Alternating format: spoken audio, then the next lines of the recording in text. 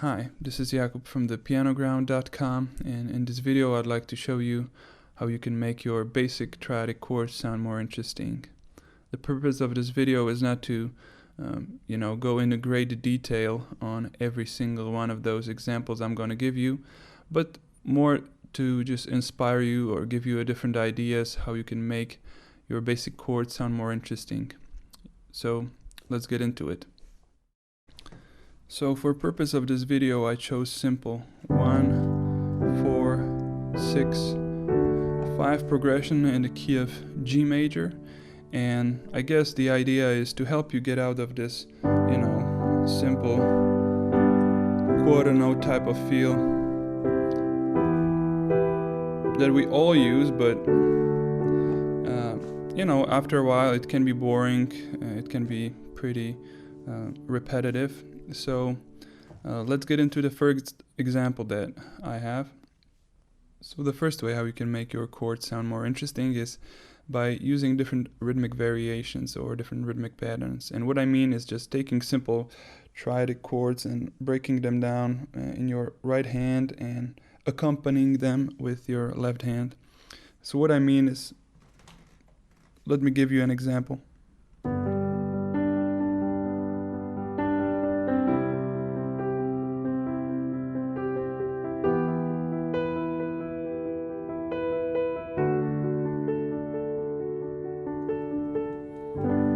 Or something even simpler, just maybe alternating between the root of the note and the major third.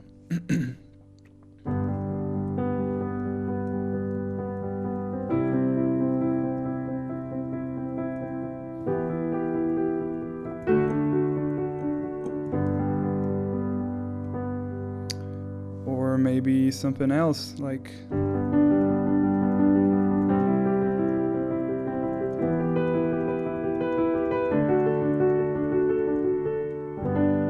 and I'm not adding any other notes beyond the basic 3 notes of the chord.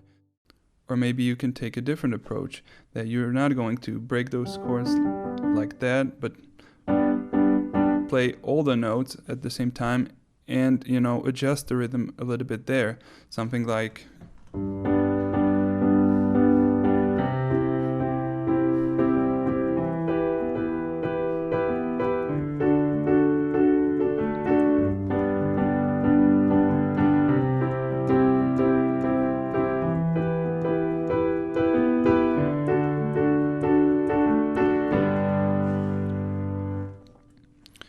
So yeah, there is basically an infinite number of ways how you can play around with it, and this is just the purpose of it is just to give you an idea. So make your own rhythms, make them purposeful for the style or the song that you're playing. Be unique, be original.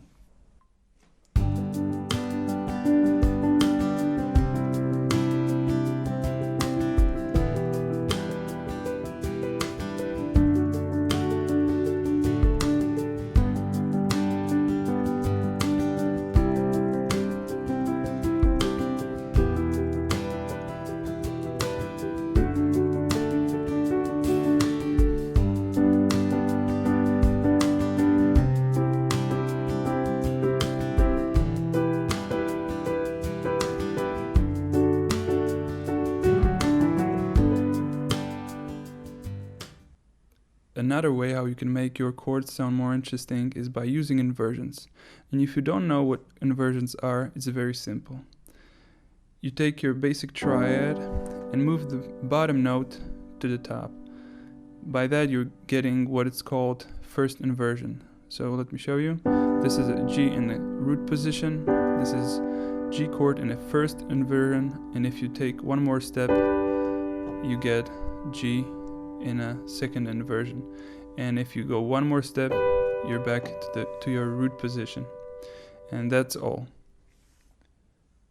So here's an example of how you can use inversions.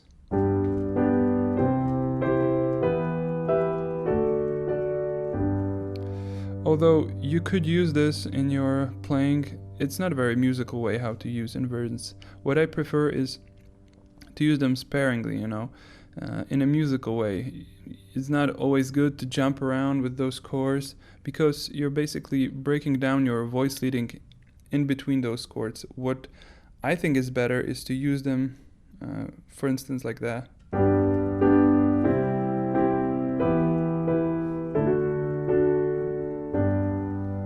Or maybe you could play something like this.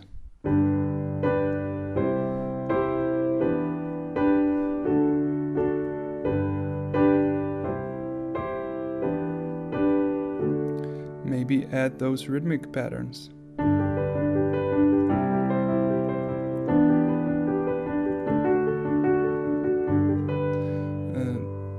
You know, just another way how you can make things more interesting.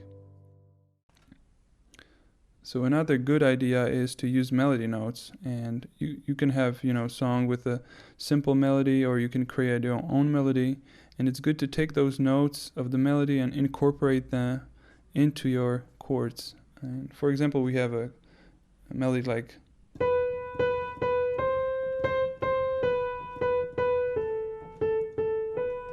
and if you play it with the chords,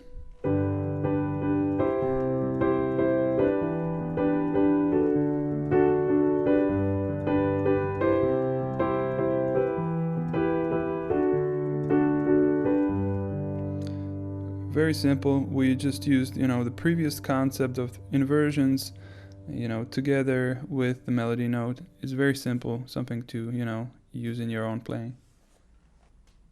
The next option we have are grace notes.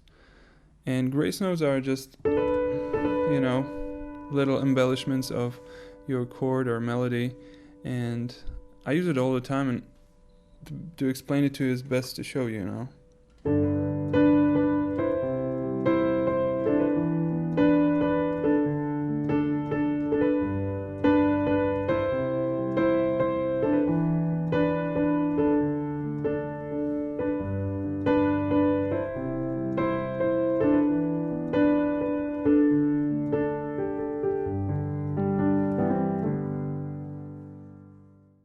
What we could also use in this context are passing notes. Passing notes are a little bit different than grace notes.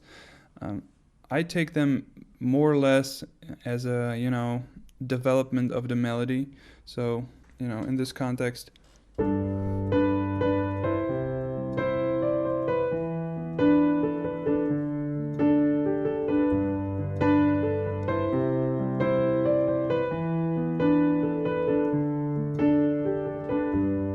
or we can combine them, you know, with the grace notes. Sometimes play grace notes, sometimes play, you know, passing notes, whatever you want.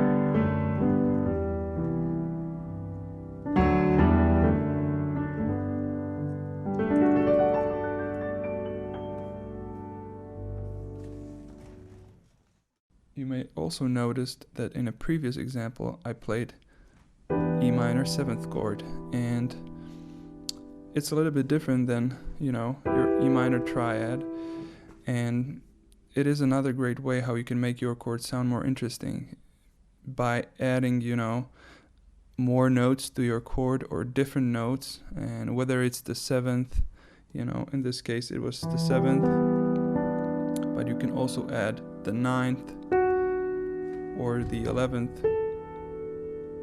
So, you know, there is a lot of color notes, as we like to call them, which make the chords sound more interesting, more pretty, and the concept shouldn't always be used in its, you know, basic form that you're just adding note one on the top of another. You could also play like that, but it sounds more generic.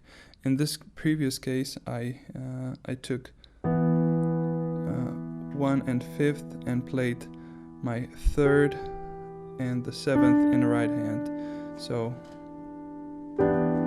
this is E minor 7. It's basically the same as this E minor 7th, but it has a little bit different sound, different quality to it. So this lesson is not about the whole, color notes concept. So if you want to know more about it, just, do a Google search or try to search for the chord numbering system on the web. It's definitely a great way how to, spice up your chords, but it can be a little bit difficult to understand if you're just complete beginner. So now I'm going to show you an example how you can make your basic triads more interesting by just using these chords extensions, or color notes as we like to call them.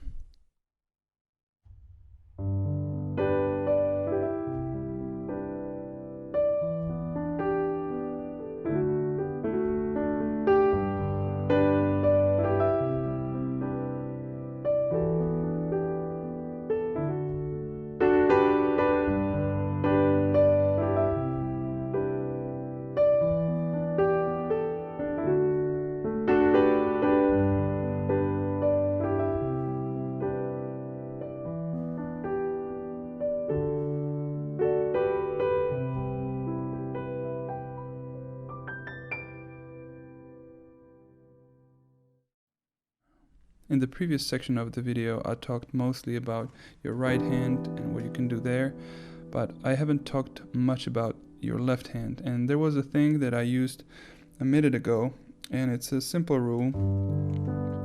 And the rule basically says that the lower you go on the keyboard, the wider you want to have your chords spread apart, or your intervals spread apart. So the reason for this is, if you take your, for instance, G major triad and play it like that, it sounds pretty muddy, pretty unclear. But if you spread it apart, the chord sounds much more beautiful and very clear,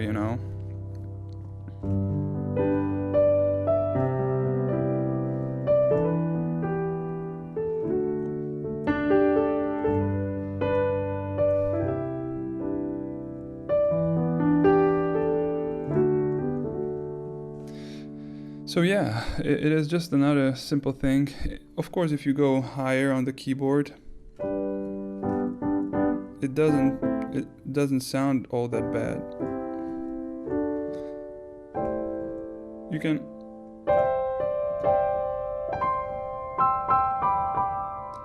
can play pretty close intervals in higher octaves, but if you go lower and play something like, it's pretty unclear how it sounds. This is more or less okay, but if you go lower, it's pretty bad. So I would recommend to use this rule. Alright guys, one last thing before I wrap this video. A very simple concept called drop two voicings. And drop two voicings are basically created by taking your third of the major or minor chord and putting an octave lower. Very nice sound, very subtle.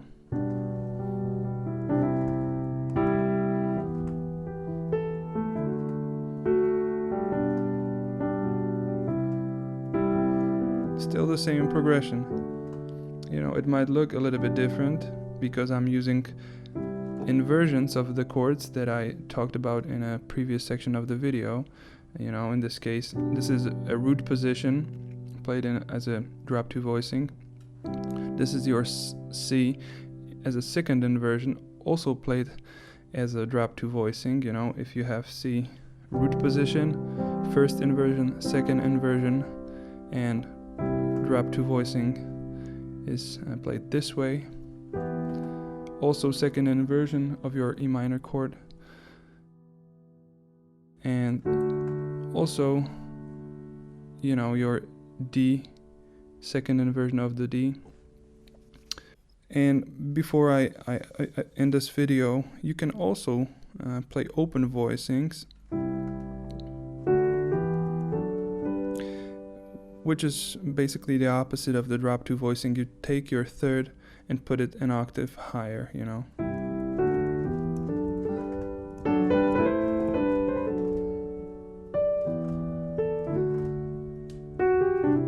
In this case, I'm using all those things that I talked about in a previous section of the video. You know, grace noting the third of the chord, which makes a little, you know, melody, and it sounds, I think it sounds nice. So I hope you like this video. See you in another one.